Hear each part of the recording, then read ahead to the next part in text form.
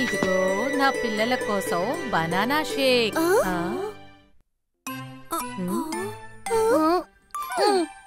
అరే, అసలు నా పిల్లలకి ఏవైందబ్బా? మేమందరం మీ మీద కోపంగా ఉన్నాం, కానీ బనానా షేక్ మీద ఎందుకు కోపడ్డాం బాబు? అలాగా, సరే, నేను నా పిల్లల ప్రాబ్లంని సాల్వ్ చేద్దామని వచ్చాను. దాన్ని మీరు ఏమనంటారు? Story time with సుధామ్మ.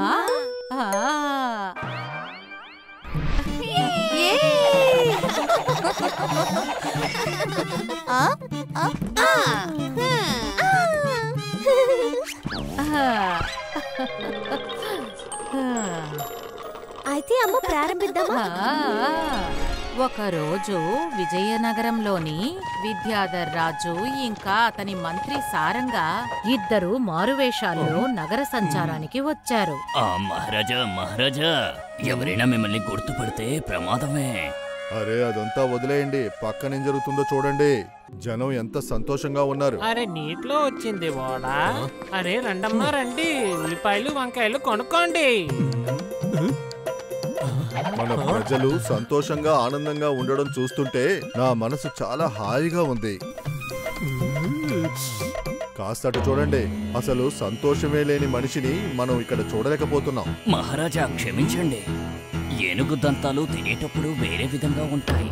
ఆ మాత్రం దానికి అది తప్పు కాదు కదా.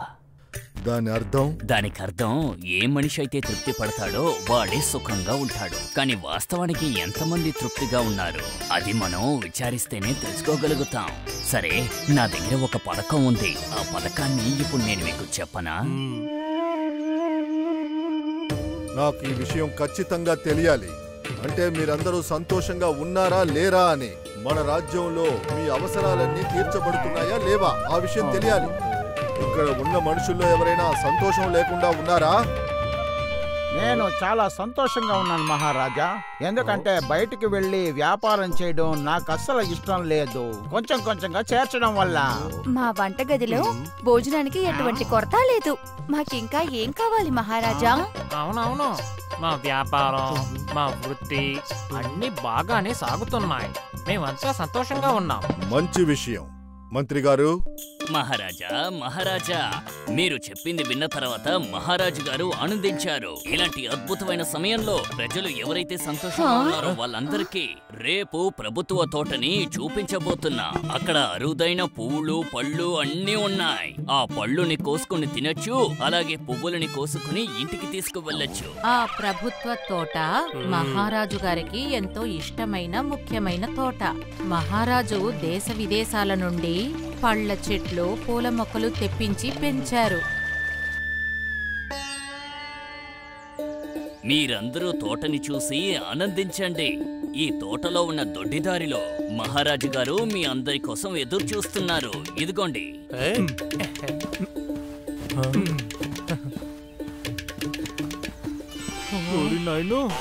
రుచికరమైన పళ్ళున్నాయి.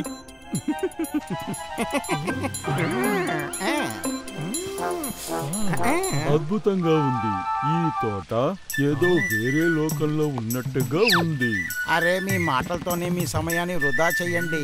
నేను వెళ్తున్నాను నా సంచిని నింపుకోవడానికి, కొంచెం కొంచెంగా చేర్చడానికి.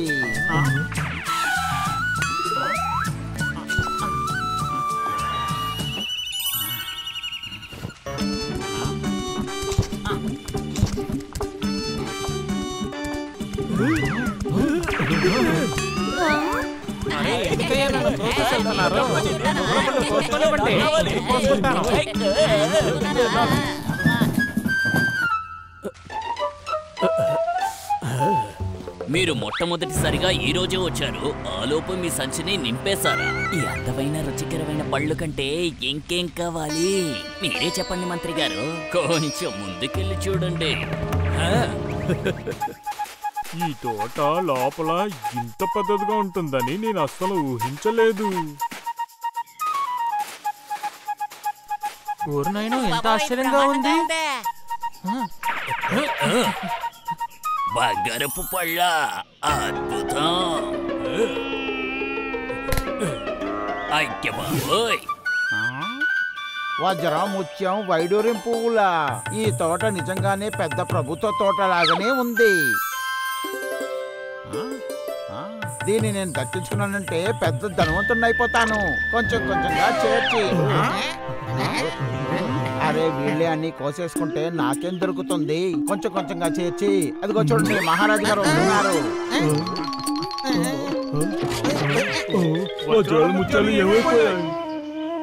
బంగారు పండు. అరే దీన్ని పెట్టడానికి చోటే లేదే. అయితే ఇవన్నీ కింద పడేద్దాం.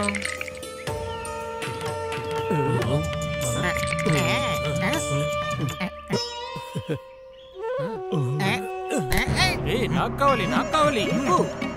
ఇది నాది, నాకు ఇచ్చేయ్. నాది, నాదని చెప్తున్నాను నీకు.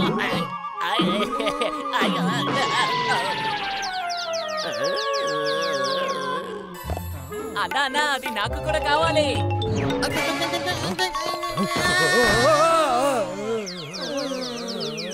మీ మనసు సంచి నిండిపోయిందంటే మనం వెళ్దామా? మన మహారాజు మన అందరి కోసం దొడ్డిదారులు ఎదురు చూస్తున్నారు. సరే రండి వెళ్దాం మంత్రి గారు. వేలుంటే ఇంకొంచెం తీసుకుని ఉండేవాడిని.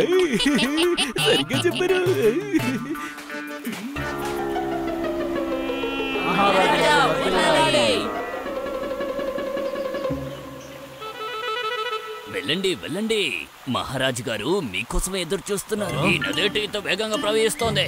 దీన్ని ఎలా దాటుకుని అటువైపుకి వెళ్ళాలి? కానీ నదిని దాటితేనే కదా మహారాజా గారి దగ్గరికి వెళ్ళగలుగుతాం. అరే మీరొకరు, దీన్ని ఎలా దాటాలో మీకు తెలీదా? ఇదిగో ఇలాగే దాటాలి.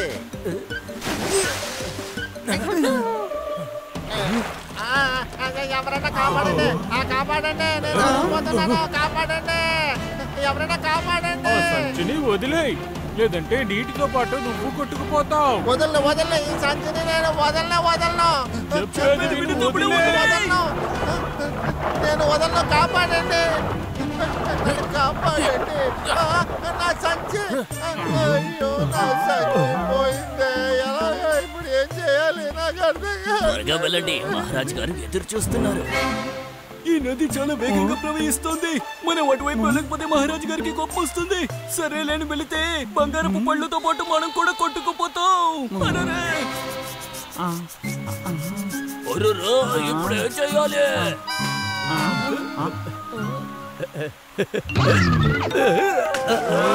ఏ మూర్ఖుడా, నువ్వెందుకు ఇలా చేశావు? బంగారు పళ్ళుని నీళ్ళల్లో వదిలేశావు. అయితే మహారాజు గారిని కలవాలంటే ఈ సంచిని వదిలేయాలన్నమాట.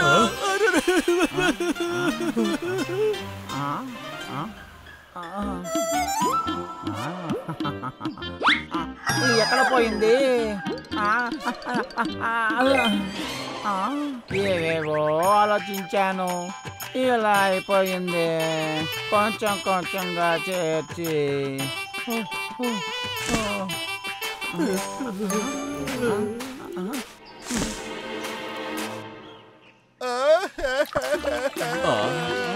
సరే సరే, వెళ్దాం. పళ్ళు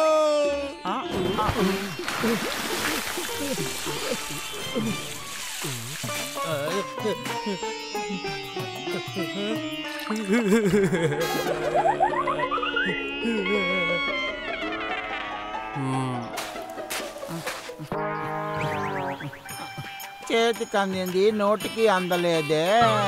నిన్న ఎంతో సంతోషంగాను తృప్తిగాను ఉంది అన్న ప్రజలు ఈ రోజు బంగారు పళ్ళ కోసం ఆశించడం చూసి రాజు ఎంతో బాధపడ్డారు. కానీ అక్కడ ఒకరు మాత్రం ఎంతో సంతోషంగా కనిపించారు. అతన్ని చూసి రాజు నివ్వెరపోయాడు. ఆ వ్యక్తి మొహంలో నవ్వు కనిపించింది. అప్పుడు రాజు అతన్ని తన దగ్గరికి పిలిచాడు. అంత ఐశ్వర్యం నిన్ను వదిలి వెళ్ళిపోతే నీకు బాధగా లేదా? బాధెందుకు మహారాజా, మీరు మా అందరినీ ఈ తోటని చూడడానికి అనుమతి ఇచ్చారు కదా. ఇది మాకు దొరికిన గౌరవం, సంతోషకరమైన విషయం. చెప్పాలంటే బంగారపు పళ్ళుని నేను కొయ్యలేదు. నేను కడుపు నిండా రుచికరమైన పళ్ళుని తిన్నాను. అలాగే నా కూతురు కోసం కొన్ని కోసుకున్నాను. కానీ ఇటువైపు రావాలంటే వాటిని వదిలేయాలి కదా. మహారాజు గారి ఉద్దేశం కూడా అదే. ఎవరైతే తృప్తిగా ఉంటారో వాళ్ళెప్పుడూ సంతోషంగా ఉంటారు. అద్భుతం మంత్రి గారు, శభాష్. ఇతరులు కూడా నీ వద్ద నుంచి ఈ విషయాన్ని నేర్చుకోవాలి. ఇంకో విషయం, మా తరపున ఈ పళ్ళు తీసుకెళ్లి మీ బిడ్డకు ఇవ్వండి. ధన్యవాదాలు మహారాజా. If you like this video, subscribe to our channel Murthy Media.